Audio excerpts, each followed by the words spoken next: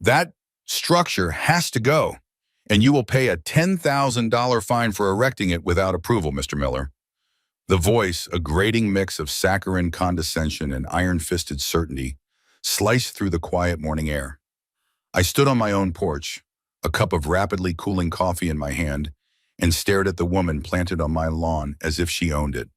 This was Karen, president of the Oakwood Preserve Homeowners Association. She was a caricature of suburban tyranny, a woman whose plus-size frame was perpetually squeezed into brightly colored pantsuits, her face a mask of self-righteous indignation. She wasn't alone.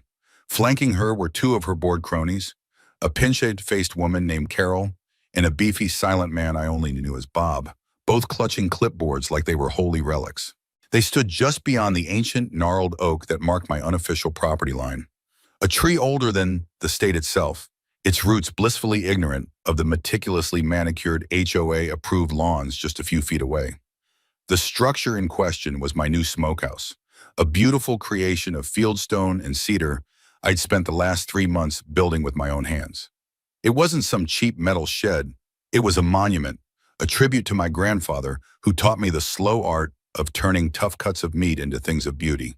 It sat a good 100 yards from the road, nestled near the woods at the back of my acre, a rustic masterpiece that blended perfectly with the land.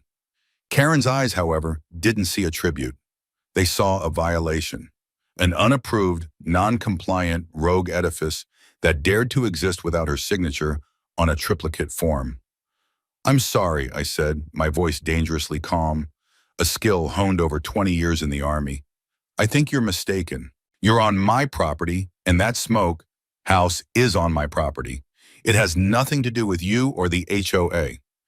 Karen let out a short, sharp laugh that sounded like a startled bird. "Oh, Mr. Miller, your property is within the Oakwood Preserve community. That makes it our business.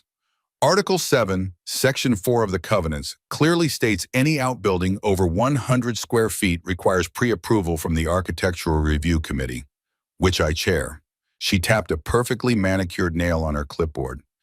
"You never submitted a plan, you never paid the application fee.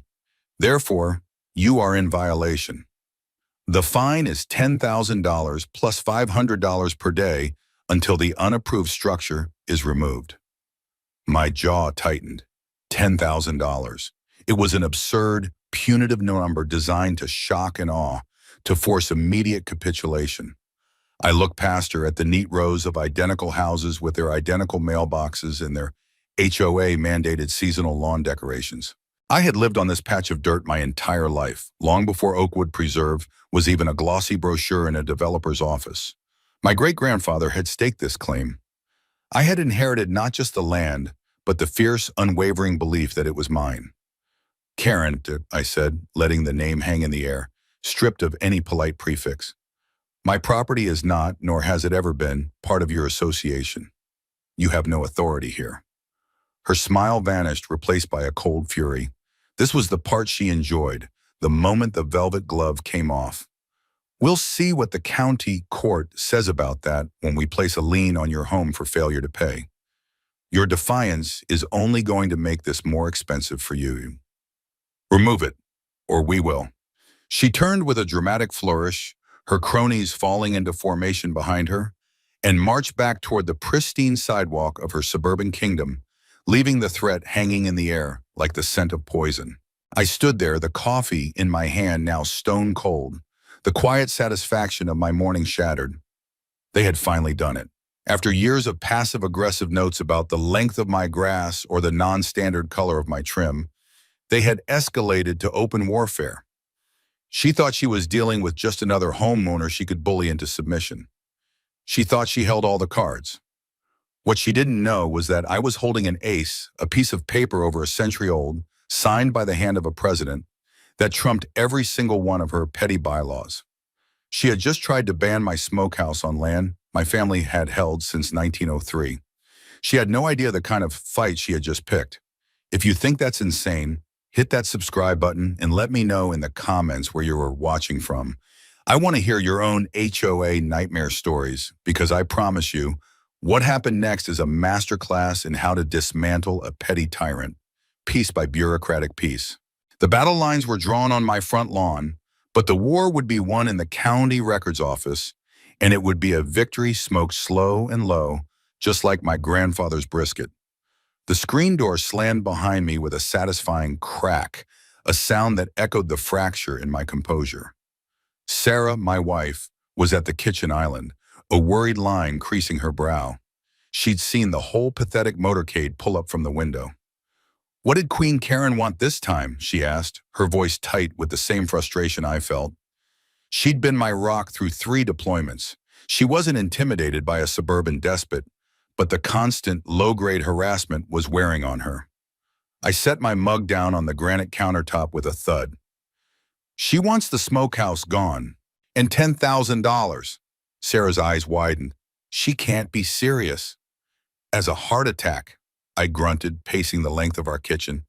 "Threatened a lien, daily fines, the whole 9 yards." This wasn't just about a building. It was about principle. It was about legacy. This acre of land was an island, a holdout from a bygone era. My great-grandfather, Elias Miller, had come here with nothing but a government mule and a dream. He worked this land, cleared it, built a small cabin where our house now stood, and in 1903, after years of toil, he received the land patent. It wasn't just a deed, it was a direct grant from the United States government, a reward for fulfilling the promise of the Homestead Act. The land was his, free and clear, unencumbered. For decades, this area was nothing but farms and woodland. My grandfather was born in that cabin. My father was born in the small house that replaced it. I was born there too. I grew up exploring every inch of these woods, fishing in the creek that marked the southern border, learning the history of the land, not from a book, but from the stories passed down through generations. Then, in the late 1990s, the city began to swell. A developer, Sterling Homes, bought up the hundreds of acres of farmland surrounding our property. They saw cookie-cutter houses and profit margins. We saw the end of an era. My father, a man as stubborn as the oak tree in the front yard, refused every offer they made, some of them astronomical. "You can't buy a man's soul, son," he told me, "and this land is part of ours." So they built around us. The plat map for the new Oakwood Preserve Development Fund showed a neat 1-acre cutout in the middle of Phase 2, a square hole in their grand design labeled simply non-included parcel. When my father passed and I inherited the property, the title search was a formality, but a clear one. My acre was legally distinct, a sovereign island in a sea of beige stucco and HOA covenants. We were geographically in Oakwood Preserve, but we were not legally of it. The HOA had never seemed to grasp this distinction. They saw a house within their boundaries and assumed jurisdiction. For years, the letters had come, courtesy notices about my unapproved vegetable garden, the non-standard fence I'd built to keep the deer out, my work truck being parked in my own driveway for more than 24 hours. I'd ignored them all, filing them in a shoebox labeled Karen's Complaints. But this was different. A $10,000 fine, and the threat of a lien was a declaration of war. "Right," I said, stopping my pacing, "and time to go to the armory." Sarah knew exactly what I meant. In the back of my office closet was an old, heavy footlocker from my great-grandfather's time. It was made of dark, fragrant cedar and bound with iron straps. It wasn't a safe, but it was a vault of our family's history. Inside, beneath my grandfather's service medals and my father's high school yearbooks, was a leather portfolio. I laid the footlocker on the floor and lifted the heavy lid.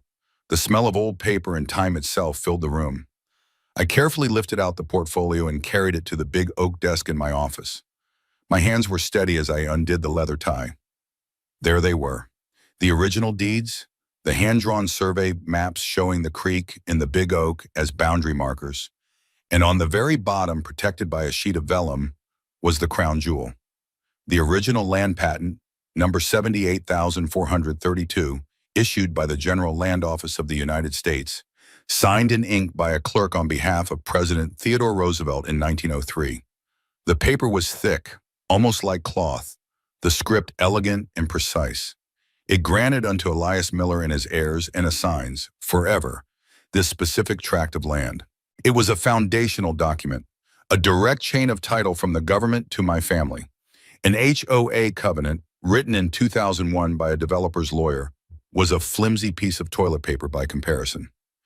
I stared at the document, feeling the weight of a century of ownership. Karen's mistake wasn't just that she had underestimated me, it was that she had no comprehension of what she was up against. She was fighting against a set of rules she'd invented last year. I was fighting with the full weight of American history and property law on my side. I took out my phone and took a high-resolution photograph of the patent. Then I did the same for the original survey map. My mind, trained to think in terms of strategy and counteroffensives, was already formulating a plan. This would not be a shouting match over a fence. This would be a campaign fought with paper, with precision, and with the righteous certainty of the law. Karen had fired the first shot, but I was about to answer with overwhelming force. I was going to bury her in a mountain of her own beloved bureaucracy. The official notice arrived 3 days later, delivered by a nervous-looking mailman who practically shoved the certified letter into my hand and scurried away, as if the envelope itself were radioactive. It was. It was a formal declaration of hostilities, printed on heavy cream-colored letterhead embossed with the Oakwood Preserve HOA logo, an oak leaf strangling a house. The letter was a masterpiece of pseudo-legal intimidation, a dense thicket of clauses, subsections, and references to bylaws I'd never seen, let alone agreed to. The fine was officially stated as $10,000, with an additional penalty of $500 per day for continued non-compliance. It helpfully included a running tally, informing me I already owed $11,500. There was a deadline, of course. I had 14 days to either pay the fine and submit a remediation plan, that is, a plan to demolish my own property, or the matter would be turned over to their legal counsel for immediate lien proceedings.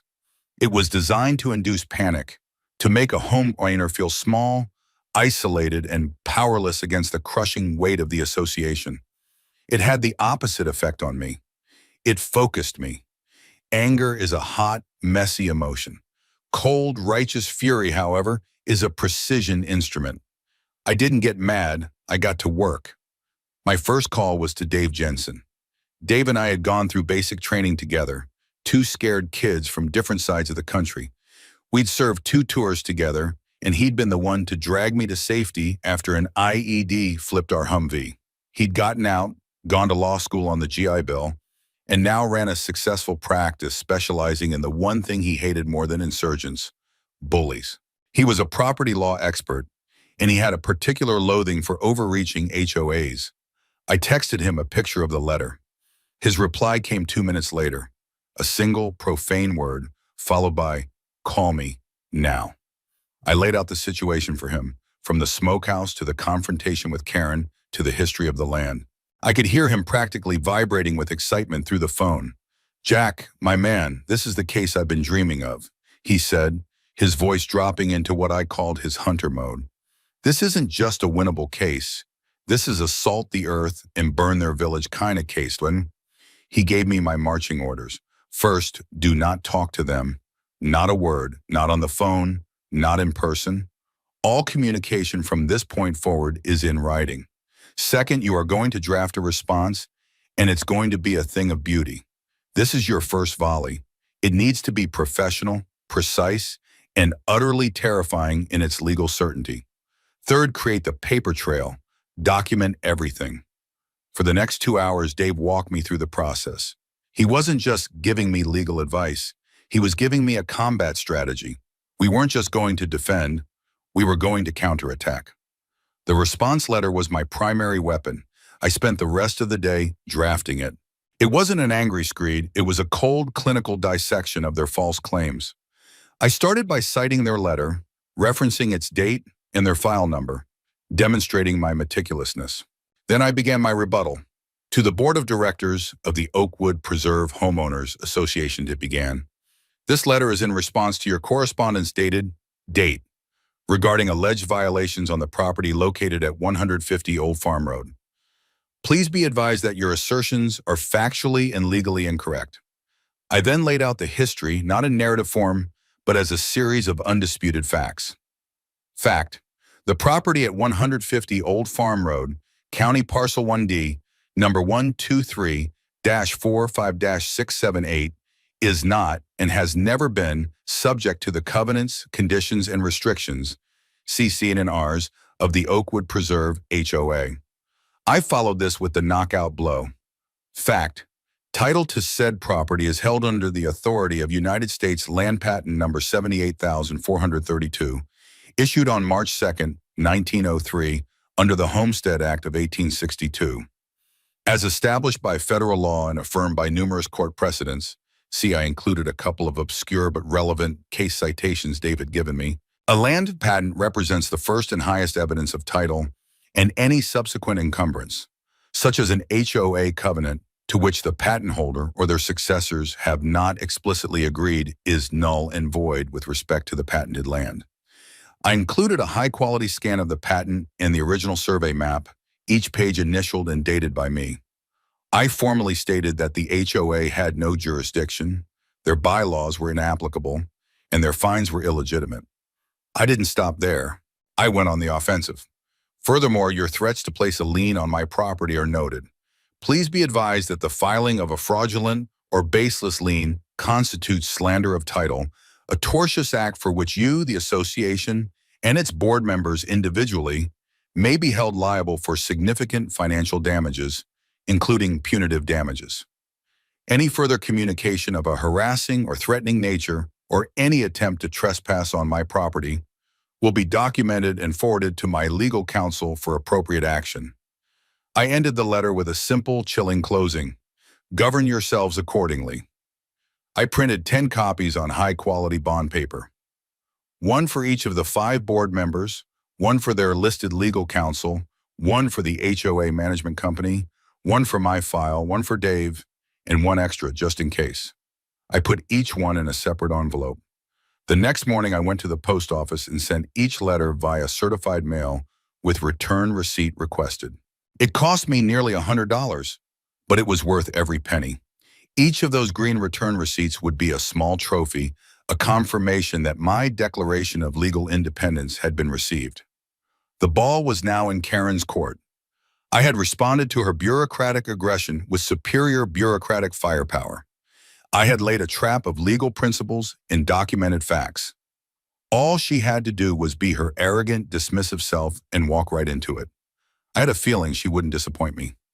The silence from the HOA lasted for exactly 11 days. It was a tense, quiet period where every car that slowed down in front of my house felt like a surveillance mission. I used the time productively, following Dave's advice to fortify my position. I installed a new security camera system, high-definition cameras covering every approach to my house, the driveway, and of course, the smokehouse. The feed was piped directly to a dedicated hard drive, and a cloud backup was created every hour. If Karen so much as sneezed on my property line, I'd have it in 4K resolution from 3 different angles. The return receipts from my certified letters started trickling in, each one signed by a board member. Karen's signature was a spiky, arrogant scrawl. I pinned them to a corkboard in my office like trophies from a successful hunt. On the 12th day, the other shoe dropped. It wasn't another letter to me, it was a community-wide email blast, a copy of which was forwarded to me almost immediately by a neighbor I barely knew, a quiet man named Mark, who lived 3 doors down. The subject line was Important Community Security and Compliance Update. The email, written in Karen's signature tone of cheerful fascism, was a masterpiece of passive aggression and veiled threats. On to dismiss frivolous historical claims and so-called legal arguments as attempts to sow discord and avoid responsibility. The message was clear. My meticulously researched legal position was being publicly ridiculed as sovereign citizen nonsense. The email then announced an emergency board meeting to discuss enforcement actions against non-compliant properties, including the filing of liens and potential foreclosure to protect the investments of all other homeowners. But the real escalation was the final paragraph. It announced a new community watch program, encouraging residents to report any and all covenant violations directly to the board via a new anonymous online form. It was a call to create a network of spies, to turn neighbor against neighbor. It was Stasi-level paranoia for the suburbs. My phone rang. Kool-Aid, what she's doing is wrong, he said, his voice hushed. I just wanted you to know, not all of us are drinking the Kool-Aid. What she's doing is wrong. He told me about the meeting. Karen had held up my letter, waved it around, and called it a joke. She told the other board members I was a dangerous troublemaker trying to tear the community apart. She had completely misrepresented the legal weight of the land patent, painting it as a desperate fantasy. According to Mark, the HOA's lawyer, a slick young man named Todd, who seemed more interested in his billable hours than the actual law, had backed her up. He'd advised them that they could and should proceed with the lien, assuring them that the sovereignty argument never holds up in court, completely missing the point that this wasn't about sovereignty, but about a clear chain of title and exclusion from the original plat. Karen, emboldened by her lawyer's terrible advice, had convinced the board to double down. The harassment started the next day. It was petty, designed to be deniable. My trash cans, which I left at the end of my long driveway as I had for 20 years, vanished on trash day. The city confirmed the truck had come. The cans were just gone. A week later, 2 new HOA-approved cans appeared with a bill for $150 taped to one of them. Anonymous calls were made to the county animal control, claiming I had a pack of feral dogs on my property. I have one lazy 13-year-old Labrador. Then came the calls to the fire department and the EPA complaining about noxious smoke and unpermitted commercial burning. These were particularly insidious as they came on days I hadn't even opened the smokehouse door. Someone was trying to create an official record of nuisance complaints against me. The Community Watch program was in full swing. Every time I went outside to mow the lawn or work in the garden, I'd see them. One of Karen's disciples, standing half hidden behind a curtain, phone held up, recording. A car would slow down as it passed my house, the passenger snapping photos. It was a psychological campaign designed to make me feel watched, isolated, and under siege. I documented it all. I saved the emails. I took screenshots of the neighborhood Facebook group where veiled comments about that house were popping up.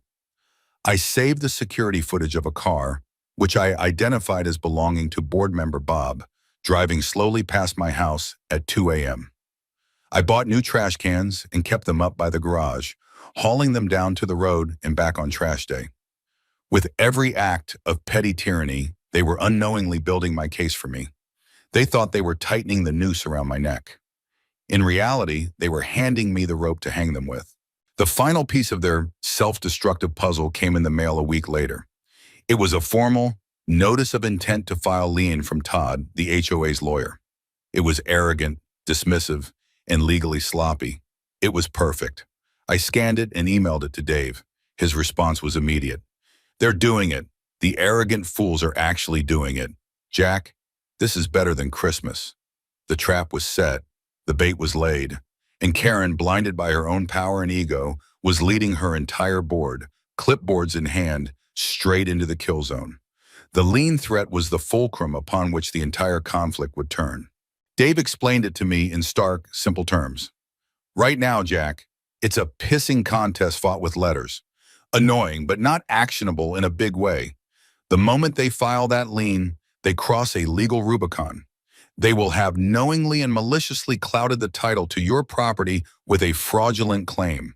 That's called slander of title, and the penalties are severe.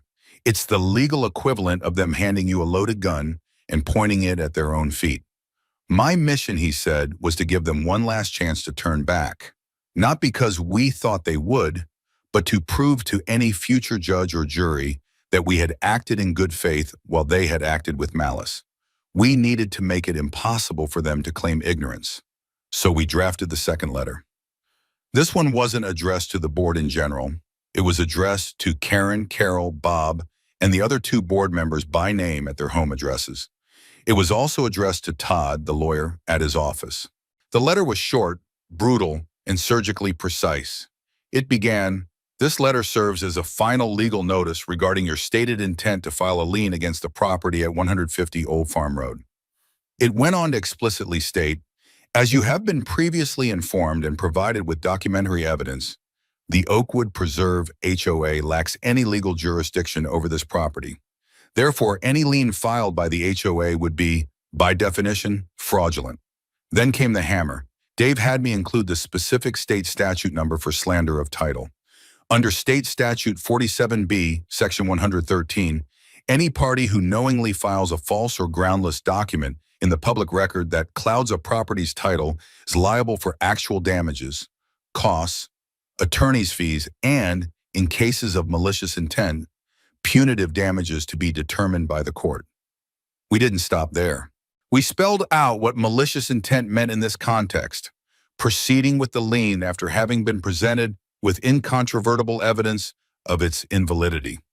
My first letter was that evidence. This second letter was the nail in their coffin.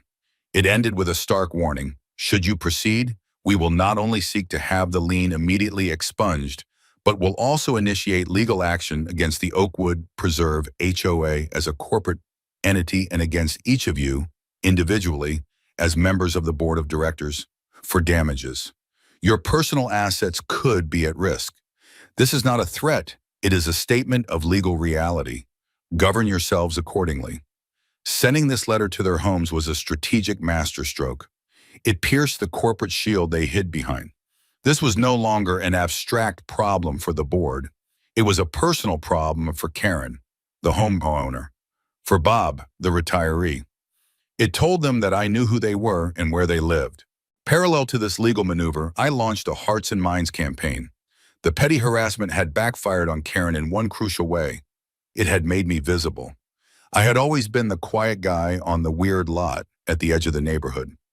Now I was a person. I started taking my old lab, Buster, for slow walks around the neighborhood in the evenings. I made a point to wave and smile at everyone. When someone was working in their yard, I'd wander over and compliment their hydrangeas. I didn't talk about the HOA. I talked about their kids, the weather. I was just a friendly neighbor. It drove Karen's allies crazy, but it disarmed many of the neutral residents. They saw a calm, reasonable man, not the dangerous radical from Karen's emails. The key breakthrough came with Mark, my inside source. He was terrified of Karen, but also a man of principle. He agreed to host a poker night at his house and invited a few other homeowners he knew were unhappy with the board's direction. It wasn't a poker night. It was a war council. In Mark's basement, surrounded by sports memorabilia and the smell of stale beer, I laid out my case. I brought the leather portfolio. I let them hold the original land patent. I showed them the survey map from 1903 and the developer's plat map from 2001, showing the clear exclusion of my property. I laid out the sequence of letters, the threats, and the harassment. The reaction was a mix of shock and anger. One man, a retired accountant named George, had been fined $1,000 because the oil stain on his driveway from his classic car was unsightly. Another woman, Maria, a single mom, had been forced to repaint her front door 3 times to get the approved shade of beige. They all had a story. To go after him, what's to stop her from to go after him? What's to stop her from doing the same to us?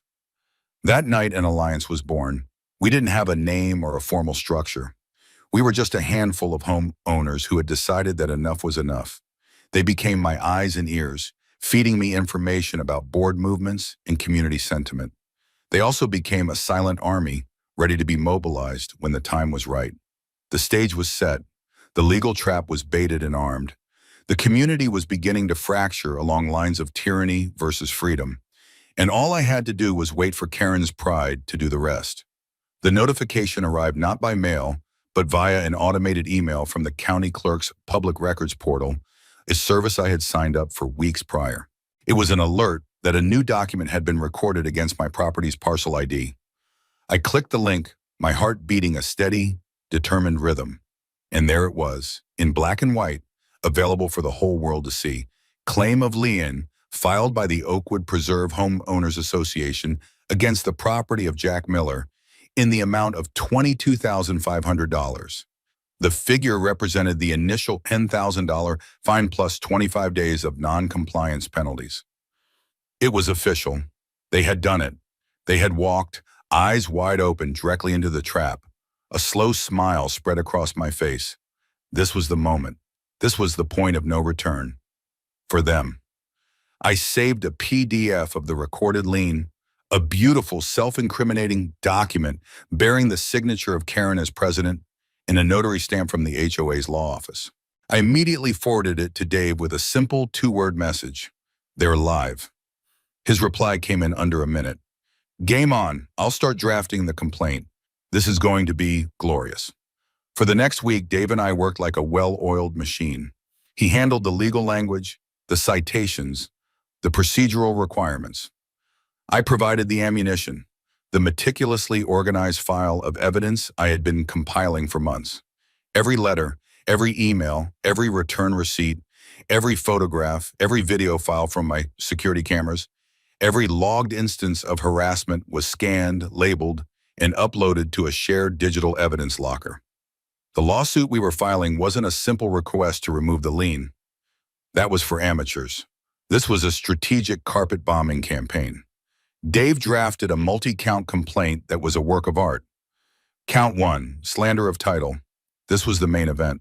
We alleged that the HOA and its board had knowingly and with malicious intent filed a fraudulent document on the public record for the express purpose of harming me and extorting money. We weren't just asking for the lien to be removed. We were asking for statutory damages, punitive damages, and all associated legal fees. Count 2, abuse of process. We alleged that they had used the legal process of filing a lien not for its intended purpose, but as a tool of harassment and intimidation, fully aware that their claim was baseless. Count 3, intentional infliction of emotional distress. Here I detailed the campaign of petty harassment, the stolen trash cans, the false reports to county agencies, the constant surveillance by Karen's cronies. We argued this was a deliberate, systematic effort to cause severe emotional distress, backed by my logbook and video evidence. Count 4, breach of the covenant of good faith and fair dealing against the individual board members. This was a more nuanced legal argument Dave was particularly proud of. He argued that even if they believed I was in the HOA, their actions, the exorbitant punitive fine, the refusal to engage in good faith discussion, the immediate escalation, were so far outside the bounds of reasonable governance that they had violated their fiduciary duty to the community they claimed to represent. The masterstroke, however, was in who we named as defendants. We didn't just sue the Oakwood Preserve HOA. We sued the HOA as a corporation, and we sued Karen, Carol, Bob, and the other 2 board members personally. This is called piercing the corporate veil. We argued that their actions were so egregious and so far outside the scope of their duties that they were not entitled to the legal protection of the corporation. They were now personally on the hook. Their houses, their cars, their retirement accounts were all potentially on the line. The day we filed, I drove the complaint to the county courthouse myself. Holding the thick stack of papers stamped by the clerk felt like holding a bomb. It was a declaration of war, but a righteous one.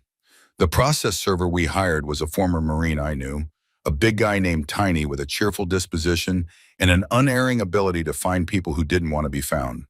The first papers were served on the HOA's lawyer Todd at his glass and chrome office downtown.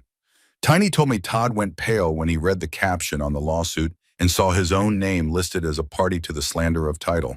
We had included him for his role in notarizing and filing the fraudulent document. The best part was serving the board members. Tiny timed it for 6 p.m. when most people were home from work. He served Bob while he was watering his petunias. He served Carol as she was getting out of her minivan, arms full of groceries. The grand finale was Karen. Tiny served her as she was heading out for her evening power walk, clad in a neon pink tracksuit. According to Tiny, she snatched the papers from his hand, took one look at them, and her face turned a shade of purple that clashed horribly with her outfit. She screamed at him that he couldn't do this, that she was the president, that she would have his job. Tiny just smiled, wished her a pleasant evening, and walked away, documenting the entire unhinged exchange in his service affidavit. The bomb had been delivered. The fuses were lit. Now we waited for the explosions. The quiet war of letters and threats was over. The very public, very messy, and very expensive part of the fight had just begun. The filing of the lawsuit sent a shockwave through Oakwood Preserve. The initial reaction from Karen and her board was defiant silence. a strategy that lasted until their first meeting with a real, competent lawyer, one hired by the HOA's insurance company. Suddenly, the gravity of their situation began to sink in. The lawsuit kicked off the discovery phase, the part of a legal battle where both sides are forced to show their cards. It's a slow, grinding process designed to unearth the truth, and for Karen's regime, the truth was a landmine. Dave was merciless. He sent out a blizzard of subpoenas and requests for production. We demanded every email, text message, and social media post ever sent by a board member that mentioned me or my property. We demanded all HOA financial records for the past 10 years. We demanded the minutes from every board meeting, including the executive sessions, where they thought they could speak freely. We demanded the personal financial records of the board members to search for evidence of commingling funds. Their initial response was to stonewall, to claim documents were lost or privileged. Dave filed a motion to compel, and the judge, an old-school jurist with no patience for games, gave them a week to produce everything or face sanctions. The documents started flowing in, and it was a treasure trove. The emails between board members were damning. We found the thread where my first letter, the one with the land patent, was discussed. Karen had forwarded it to the board with the comment, "Can you believe this clown? Todd says it's garbage. Let's make an example of him." Another board member, the meek Carol, had replied, "Are we sure about this? My cousin is a paralegal and said land patents are serious." Karen's response was swift and brutal. "Carol, are you with us or with him? We need a united front. Do not question my leadership on this." It was a perfect piece of evidence showing they had been warned, had seen the evidence, and had willfully chosen to ignore it in favor of Karen's vendetta. The financial records were even more explosive. We found that Karen had been using the HOA's debit card for personal expenses, manicures, expensive dinners, even a weekend trip to a conference at a casino resort. The fines she collected weren't going to community improvements. They were going into a discretionary slush fund that she controlled with no oversight. The unsightly oil stain fine from George the accountant, that money had paid for a new set of designer luggage for Karen. The money Maria, the single mom, had paid for her unapproved door color, it had gone to a consulting fee for Karen's brother-in-law's landscaping company, which had then done some complimentary work at Karen's house. My smokehouse was never the issue. It was just the latest excuse to generate revenue for her personal piggy bank. The depositions were the main event. A deposition is sworn testimony, taken outside of court but under oath. It's where lawyers get to question the opposing party, and Dave was a master of the craft. He started with the weaker links. Carol, the pinched-faced board member, was on the verge of tears within 20 minutes. Under Dave's calm, relentless questioning, she admitted she had doubts from the beginning, but was too afraid of Karen to speak up. She admitted the board never actually voted on the lien. Karen had just declared it was happening. Bob, the silent, beefy one, was next. He tried to be tough, but his story crumbled when Dave presented him with the security footage of his car doing a 2 a.m. drive-by of my house. He claimed he was just patrolling, but his credibility was shot. Finally, it was Karen's turn. She walked into the conference room like she was entering a throne room, flanked by the now panicked HOA lawyer, Todd, and a new grim-faced lawyer from the insurance company. She was arrogant, combative, and evasive. It was a disastrous performance. Dave would ask a simple question. "Miss Karen's last name, prior to authorizing the lien, did you or anyone on your behalf take steps to verify the HOA's jurisdiction by examining the plat maps at the county recorder's office?" Karen's answer was a rambling tirade about her duty to uphold property values and how I was a scofflaw. Dave would wait patiently and then ask again, "That's a very interesting speech, ma'am, but it doesn't answer my question. It's a yes or no question. Did you check the plat map?" "I don't have to explain my process to you," she snapped. "Bad answer," Dave murmured, making a note on his legal pad. "Can you explain this charge for $300 at the end of the month?" "I'm sorry, but I can't provide that information. The HOA's bank statements are confidential, and I'm not authorized to share them with you." "Understood. Thank you for your assistance." "Can you explain this charge for $300 at the Gilded Lily Spa?" he asked. "That was a business expense," she said without blinking. "I was under a great deal of stress from dealing with non-compliant residents." A massage was necessary for me to continue serving the community. The court reporter, a woman who had been typing with robotic efficiency, actually snorted out loud. The insurance lawyer put his head in his hands. The discovery process wasn't just building our case. It was revealing a pattern of systemic corruption and abuse that went far beyond my smokehouse. Karen's obsession with controlling my property was just one symptom of a much deeper disease. And now, thanks to her, that disease was being dissected under the bright, unforgiving lights of the legal system. The information we were unearthing in discovery was pure gold, but it was only valuable if we could use it to apply pressure outside the courtroom. A lawsuit can drag on for years. Public opinion is much faster. My neighborhood alliance, the Poker Night crew, had been quietly growing. We now had a dozen families who were fed up and ready to act. It was time to go public.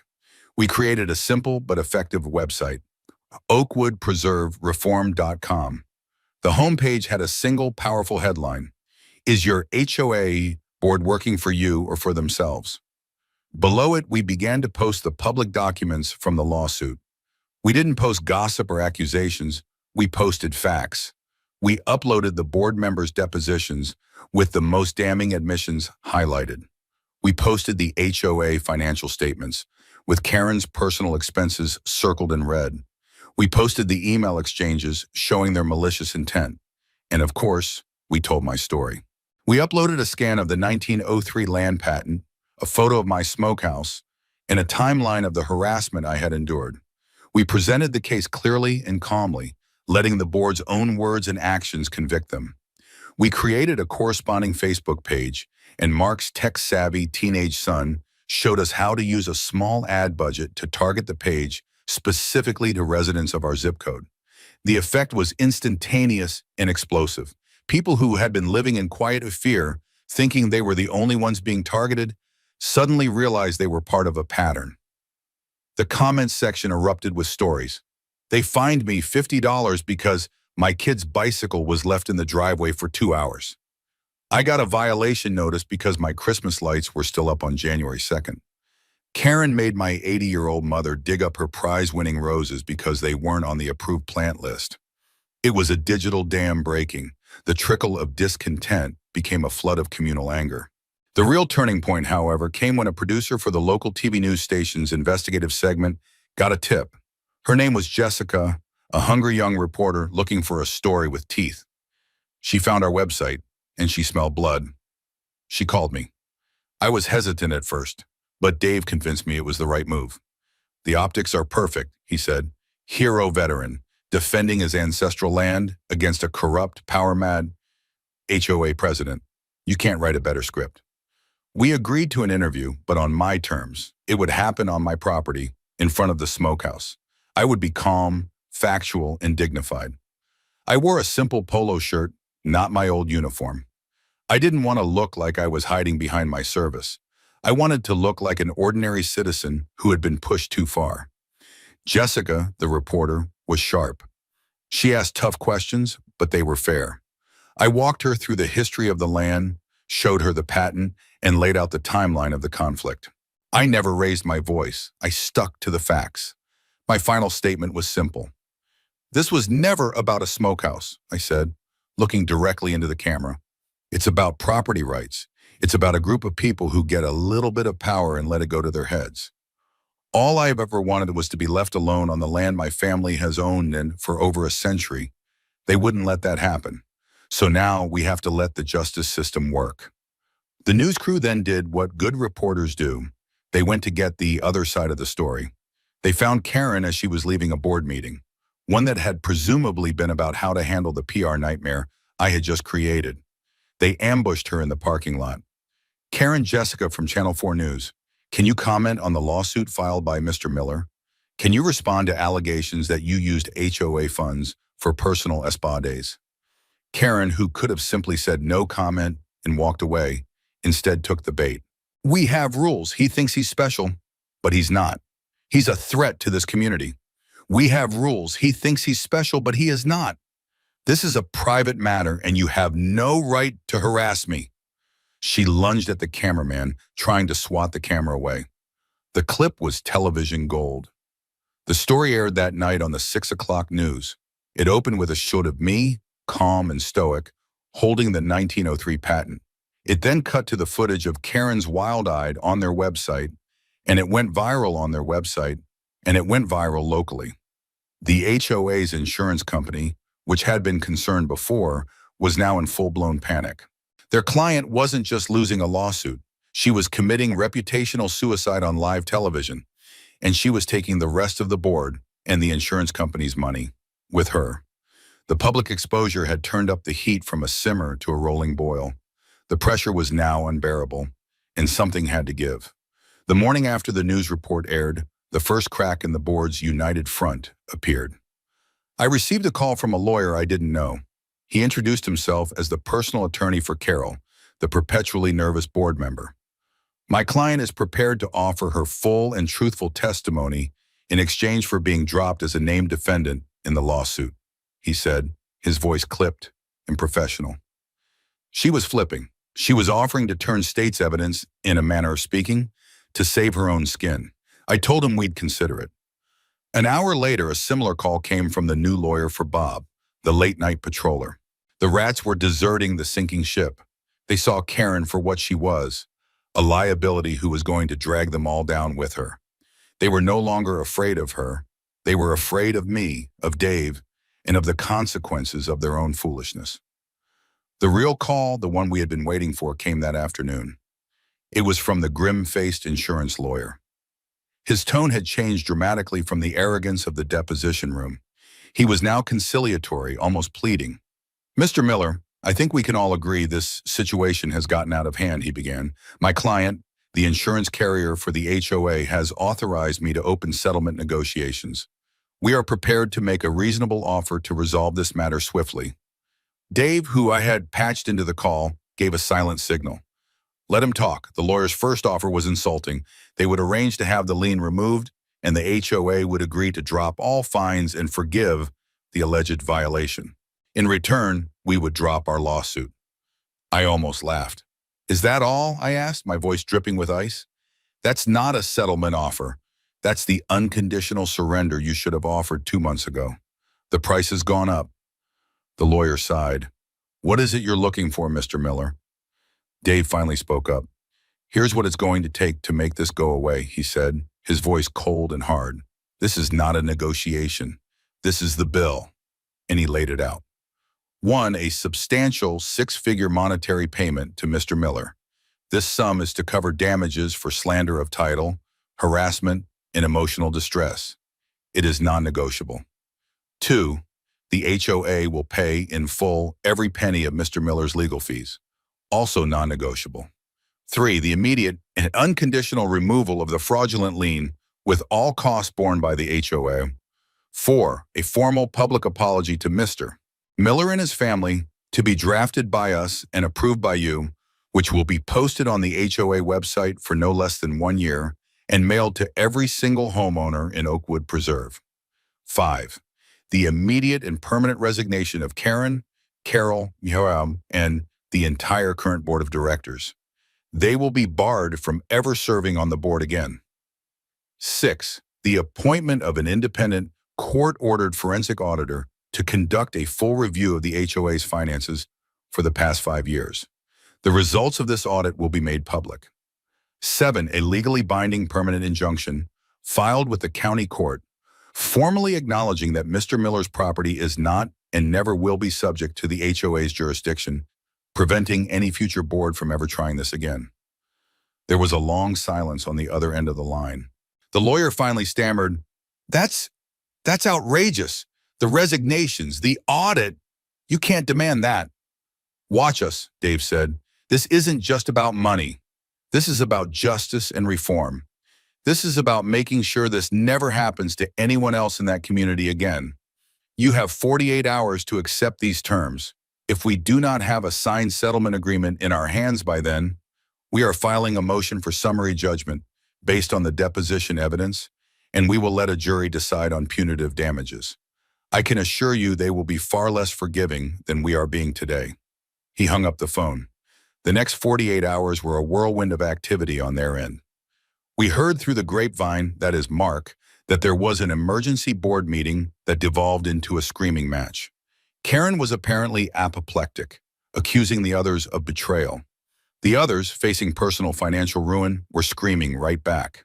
The insurance company, seeing the mountain of evidence against them and the potential for a jury to award millions in punitive damages, played the final card.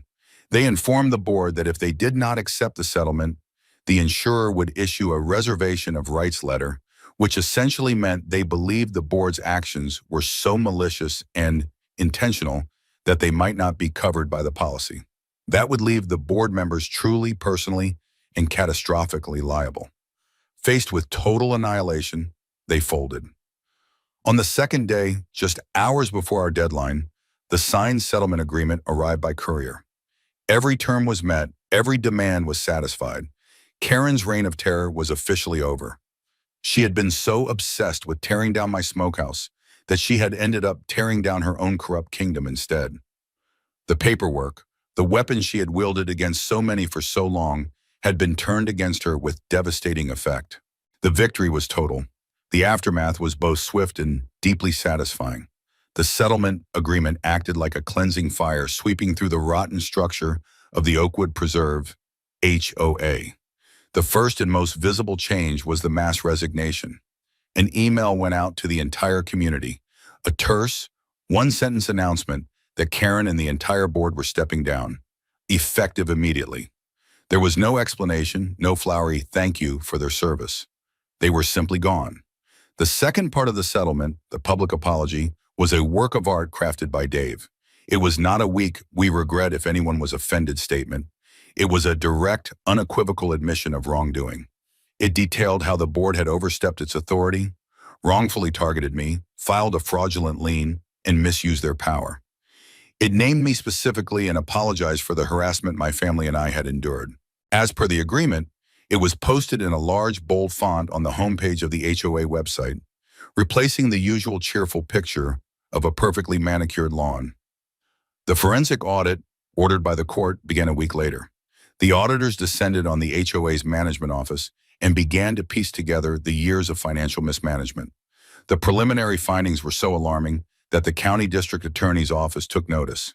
Karen's use of HOA funds for personal enrichment wasn't just a breach of fiduciary duty, it was potentially criminal embezzlement. The quiet satisfaction of seeing the system work was one thing, but the true victory was in the community itself. The reform group, my small band of allies, was tasked by the court with forming an interim board. George, the retired accountant with the classic car, was named interim president. Maria, the single mom who had been hassled about her door color, became the new head of the Architectural Review Committee. Their first act was to declare a 6-month moratorium on all violation notices, except for health and safety issues. They wanted to review every single rule in the covenant, tossing out the absurd and clarifying the ambiguous. The atmosphere in the neighborhood changed almost overnight. The fear was gone, replaced by a sense of liberation. People started planting unapproved flowers. Kids left their bikes in driveways. The oppressive beige conformity began to give way to a little bit of color in life. A few months passed, the seasons turned, the final report from the forensic auditor was released, and it was a bombshell. It detailed over $50,000 in misappropriated funds, all traced directly back to Karen. The DA filed formal charges for felony embezzlement. Karen's big house at the end of the cul-de-sac went up for sale, a forced sale by owner sign planted hastily in the front yard. The symbolic final confrontation, when it came, was not loud or dramatic. On the old oak in my yard, we're just beginning to turn. I had finally fired up the smokehouse. I had 2 massive briskets, a dozen racks of ribs, and pounds of sausage smoking slow and low over hickory wood. The smell, a rich, fragrant perfume of smoke and spices, drifted through the neighborhood. A smell of peace, of freedom, of victory. Our backyard was filled with people. Dave and his family were there. Mark, George, Maria, and the rest of the Reform Alliance were there with their families. My lawn was covered in kids and dogs, all running free. The sound was a symphony of laughter, conversation, and the clinking of glasses. Around 2 in the afternoon, as I was pulling the first brisket off the smoker, its bark a perfect dark crust. I saw it. A big, yellow moving van was parked in front of Karen's old house. A crew was loading the last of her furniture. And there she was. She looked smaller, diminished, dressed in drab colors. Her face was puffy, stripped of its usual mask of authority. She was directing the movers, her voice lacking its old iron command. She turned, and for a moment her eyes scanned the neighborhood she once ruled. They passed over the houses, the lawns, and then they settled on my property. She saw the crowd of people, the laughter, the life, and she saw the smoke rising in a gentle, steady plume from the very structure that had been the catalyst for her downfall. Our eyes met across the distance. 100 yards of lawn, a street, and a world of difference separated us. There was no anger in her gaze anymore, just a hollow, empty defeat. I looked at her, the brisket steaming on the cutting board in front of me, surrounded by the friends and community she had tried to tear apart. I gave her a slow, deliberate nod. It wasn't a nod of triumph or gloating. It was a nod of finality, an acknowledgement, a dismissal. She turned away, got into the passenger seat of a beat-up sedan, and was driven away, disappearing from Oakwood Preserve forever. I turned back to my guests, to the feast I had prepared. I picked up my grandfather's old carving knife and made the first cut into the brisket. It was perfect, tender, juicy, and infused with the taste of hard-won, patiently smoked victory. Justice, I thought to myself, is a dish best served smoked.